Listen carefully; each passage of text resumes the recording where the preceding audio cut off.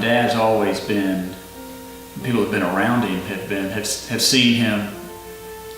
I guess he enjoys people, enjoys different personalities and different sense of humors. He's able to appreciate that, always has, and so he enjoys a good laugh and can find humor in a lot of different situations, which makes him easy to be around, and I've heard that from a lot of different people too. 2 years ago, in February 2011, he had colon bleed. Yeah, he had a hemorrhage and had to have emergency surgery. It was right around Valentine's Day in 2011. And within 24 hours after the surgery, he had some sort of cardiac event that put him on a respirator. From that point, he developed sepsis and severe infection. Was in the hospital for ICU in St. Thomas for 30 days, and then a rehab hospital for another 30 days, and then another rehab place in Murfreesboro for 30 days. It was May before he got home, and he went, he was on a trach and had a feeding tube and all that, so he really had to rehab to get himself better. But I guess it was during that point when it kind of came to light that, hey, you have some heart issues that at some point we're going to need to address.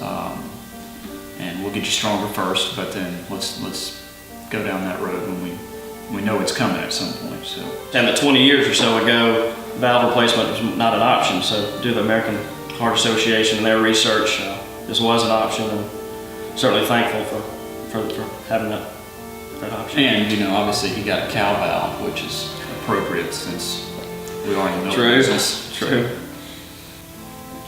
He had a good experience. Like I said, he interviews nurses and doctors and makes sure that they respond to a joke. And obviously it's things like, how's the food taste, which is the most important thing. I think he did say MTMC had the best food.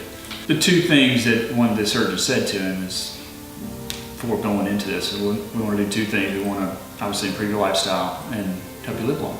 And that's the two things we're going to do with this surgery. And so that's important to him to see, see his grandkids grow up a little more and still be able to enjoy the things he wants to do. I turned 40 this October, so I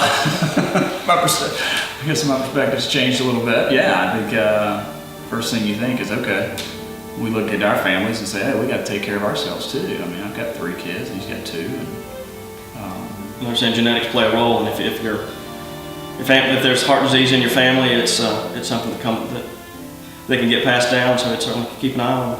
It helps being from Murfreesboro and having all these friends and everything here. He's grown up here. Our grandparents both sides here, so watching Murfreesboro grow from a small town to a big city, and him watching that is kind of, of course, anybody that's been there for a long time goes, whoa. But there's certainly a lot of family and friends around that he really appreciates that support, and it's helped him through a lot of it.